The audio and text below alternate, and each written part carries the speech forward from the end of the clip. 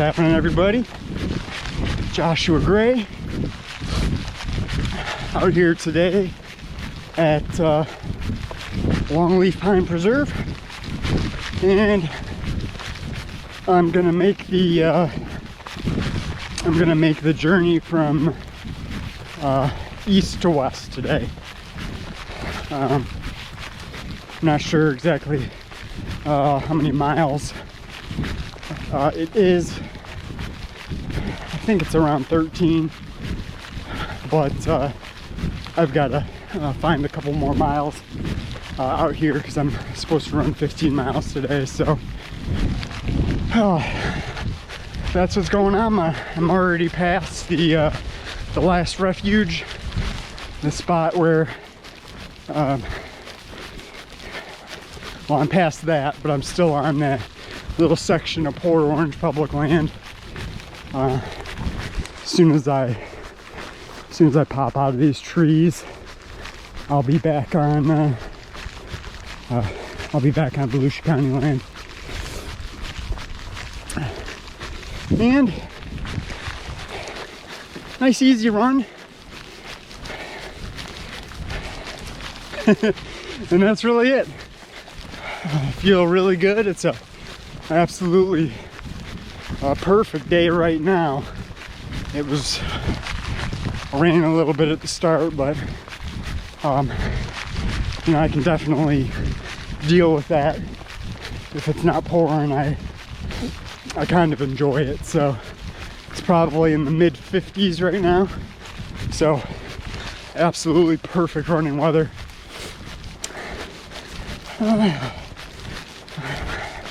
Not sure what my last video was, but it's I think it's been 2 weeks since I've actually taped anything or recorded anything, and had a couple little updates, maybe just one update, something that I found myself pleasantly surprised at. So as everybody, well, I shouldn't say that, but as many people know that watch, yeah, so back onto Volusia County land, the red line, which is technically on the west Longleaf Pine Preserve. So anyway, many of you know that I've been working with Dawn Lisenby. She's my running coach, and you know, she was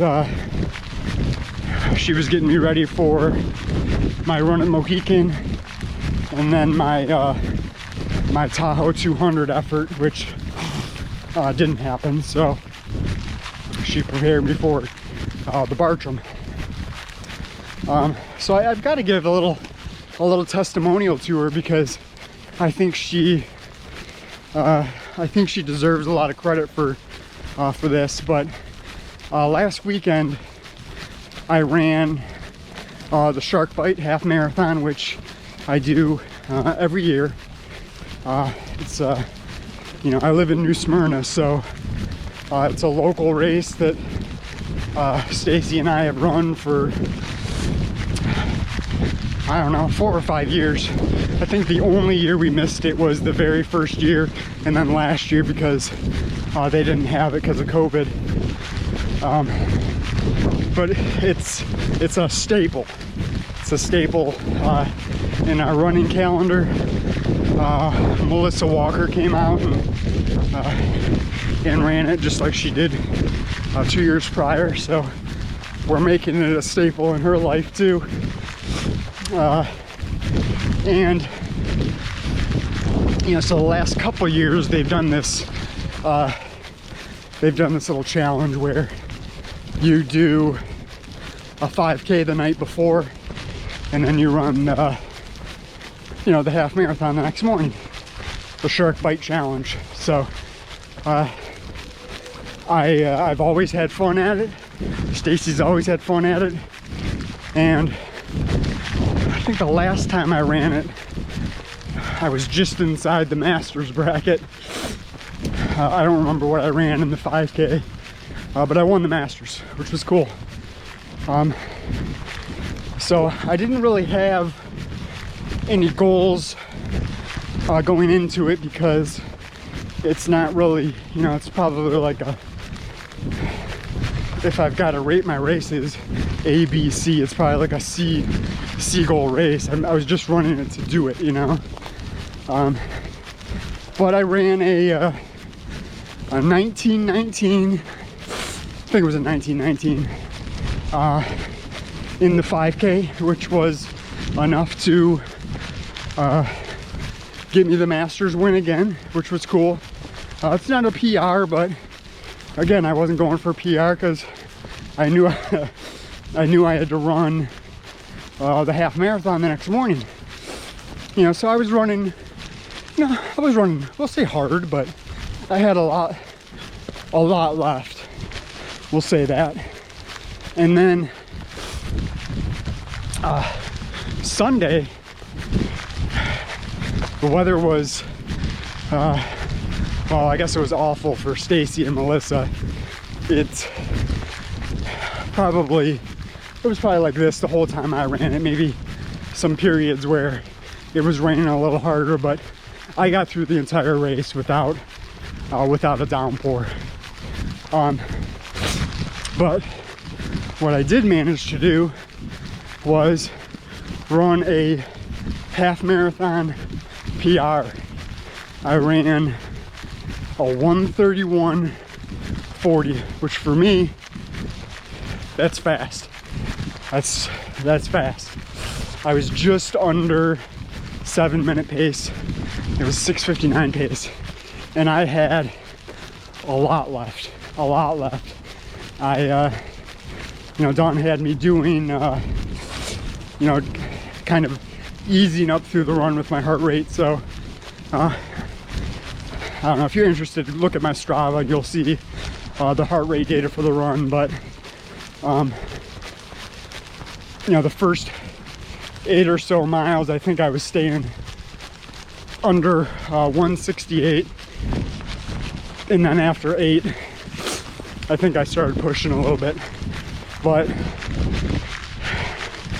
you know, what I find,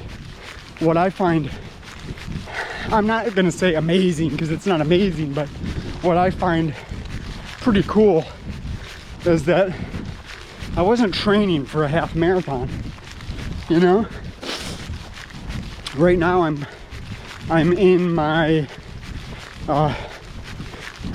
training block for the Georgia Death Race.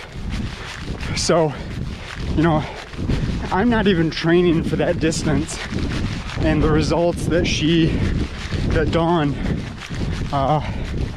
got out of me were fantastic. You know, I think that was a PR by almost 6 minutes, which,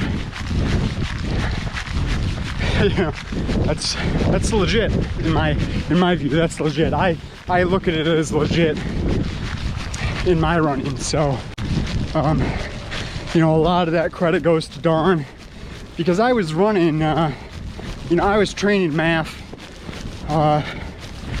for about a year before, actually probably more than a year before I started working with Dawn. But it was just all my runs, you know, under 138. There was no, there were no training blocks. I would just, you know, make up some miles and go out and run. So something that Dawn's got out of me is really fine-tuning that with like up-tempo work, speed work, you know, not always staying under 138. So big credit to Dawn. I was super happy. And something that I can say is, you know, I came away from Shark Bite knowing that if I trained for that distance, I could easily go sub 130. I had,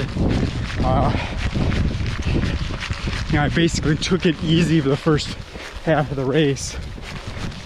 So, you know, I came away really encouraged, you know, at the progress that I've been making in my running. So, you know, I'm not, again, you know, I've always considered myself kind of a middle of the pack guy, but you know, I want to improve. I don't want to, you know, I'm not going to say that, oh, I'm going to be this elite runner, but you know, I want to be getting the most out of myself in my runs. So I was proud of that. Stacie also set a PR by almost six or 7 minutes, I think. I can't remember her time. I think it was around 2:15, something like that. And Melissa ended up running a PR by I think 6 or 7 minutes, and she had the worst of the rain. Stacie and Melissa had the worst of the rain, for sure. So super proud of those ladies. Stacie ran the first half of I think it was about the first half of the race with, so coming through some hog territory. Stacie ran the first half of the race with her friend Carrie, and Carrie ran a PR also. I don't know, I think she was right around 2:10. I'm not positive about any of their 3 times, but I know they all PR'd, and Stacie came away with it, you know, with a really solid goal in mind for next year. You know, she said that, you know, she's gonna run sub 2, which I think is awesome, and you know, I fully think she's capable of that. I don't even think it's a question. She just has to, you know, kind of believe that herself. I think that's the biggest thing that's holding her back from doing it, is just, you know, the self-limiting belief. And I think that, you know, she came away thinking, okay, you know, I can do this. And, you know, a sub 2 this year would have gotten her the 10% hat. So every year at Shark Bite, they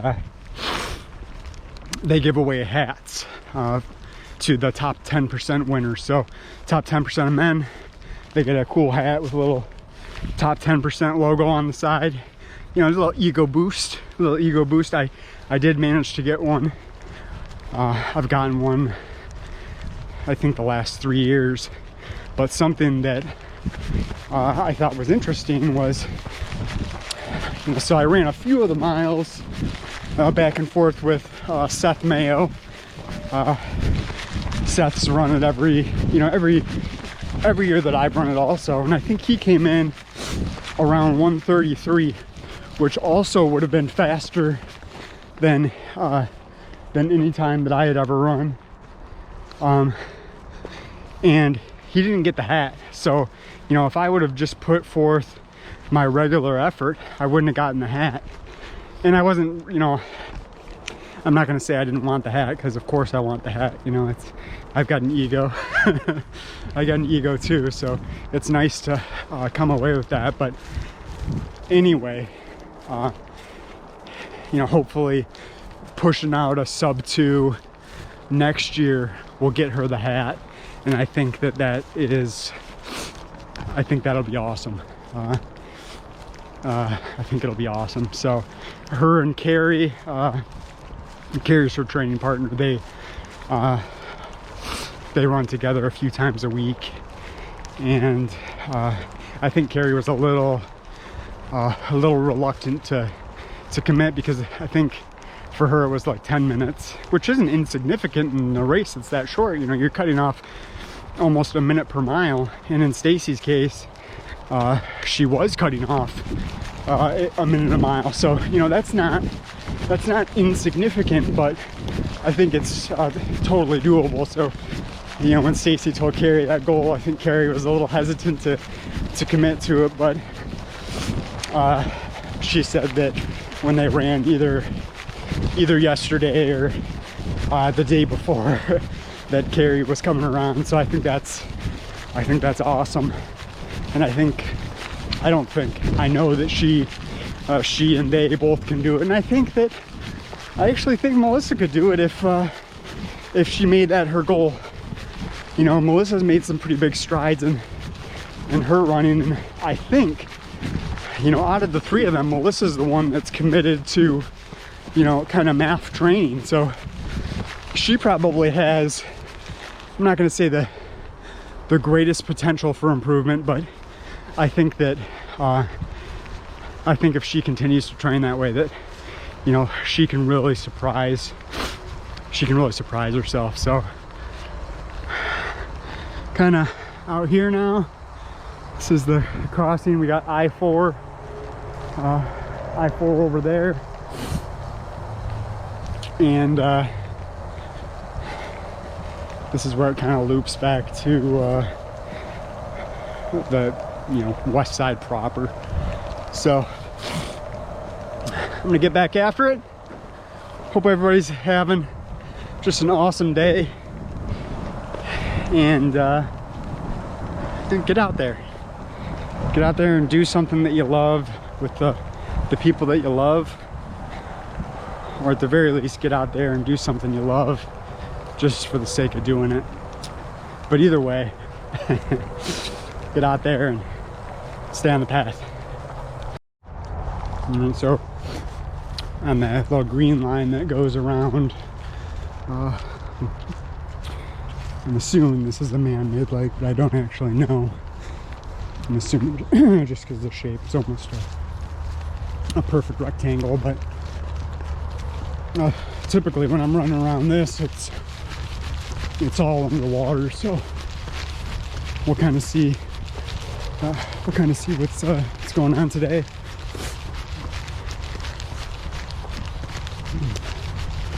So what's coming up? We've got the forgotten Florida 45 in 2 weekends. So I'm really stoked to get out there and run a race. I don't think I've run an ultra since Mohican. I mean, Bartram was certainly an ultra, but you know, that was you know, I was the only runner out there, me and my world-class crew. So happy to get out there and really just get a run in, get a long run in that's a little structured, and leading up to GDR. I think that my sister is going to come out and help crew, which is awesome. Wow, look at this tree! Holy shit, that thing's awesome.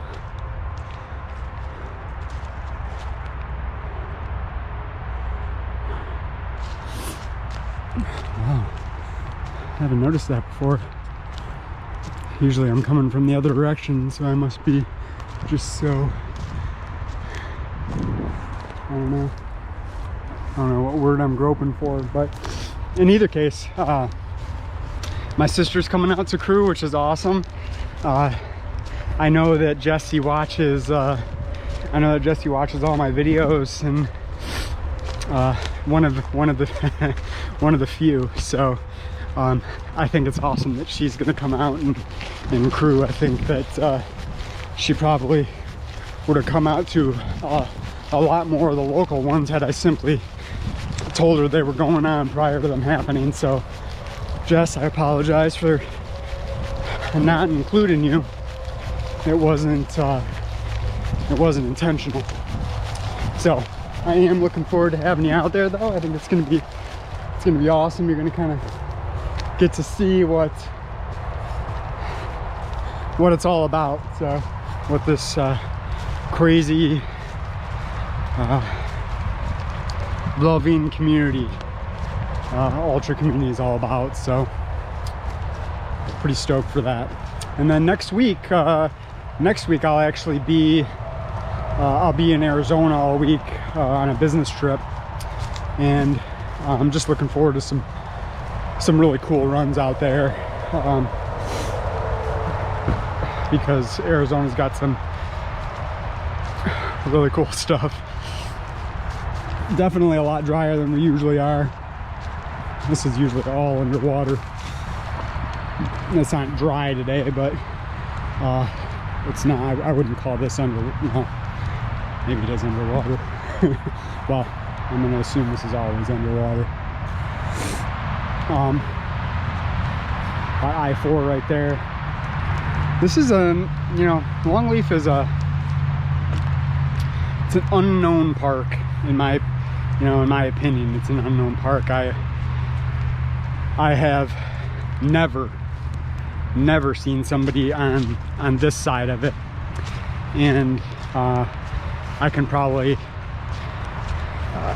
I can certainly count on two hands less than 10 times I've seen people on the other side. So I wish it would get a little more attention, because I think it's a great trail to run. But I guess I'm not going to complain that I've got it all to myself the majority of the time. So yeah.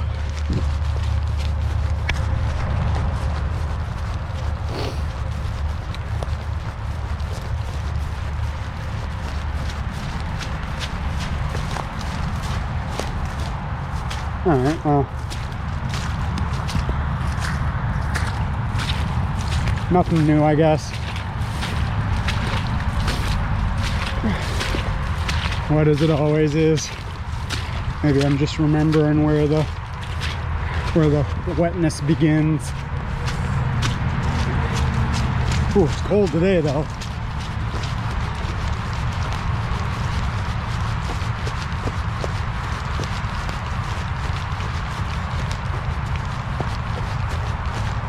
Well, maybe it's not man-made.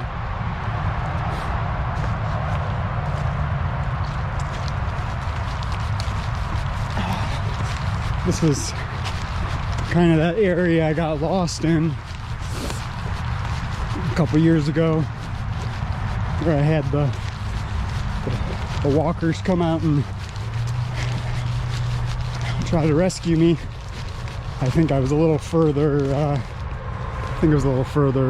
that way, up I-4. But I think that if I ever got lost back here again, that I'd be able to find my way out. I've gone through all of the trails out here, and a lot of like the branches that were, like fire access stuff and things like that. So I can't remember. It might be down that way. There's this random little like building, little camp hut. I'm not sure. I don't really remember where that is, but yeah.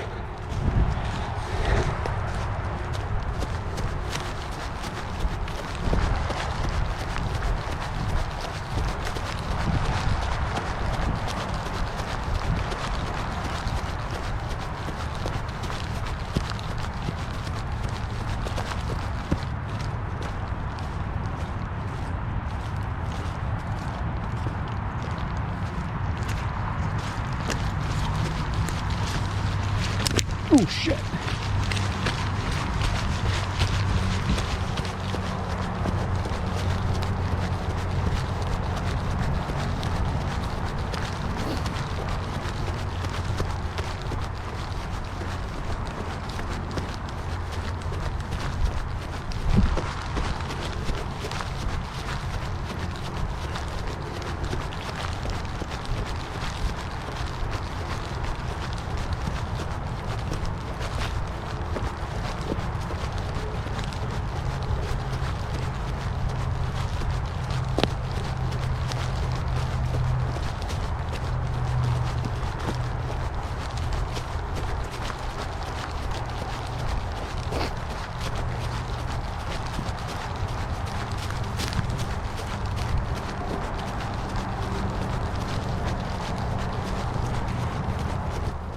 Alright, well, there's a little info. So in 2010, he was probably about 18. Because that's usually when you're getting your Eagle badge. I don't remember. I was in Boy Scouts, but I didn't go all the way through. So he'd be 28. He'd be about 30. I think that's a pretty wicked, man. Pretty wicked project for his for the, what did it say, Eagle Club or whatever, making a trail all the way around that lake. Hats off to you, CJ Long. You're a badass. All right, just wrapping up. I'm at about 15 and a half right now, going east to west. Ooh, that's slick. That's slick. Going east to west, and then doing that full red loop on the west side, as well as the green loop. So I'll probably end up just shy of 16, and I'll be a little shy of 3 hours. I'm at 2:39 right now. Man, I can't even walk on this. It's so slick. Ooh. So that's the trade-off, which isn't so bad right here, but you can imagine when it's wet that it's something to contend with. So anyway, that's it. Good run. Felt really good, and that's it.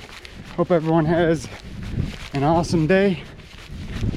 Get out there and stay on the path.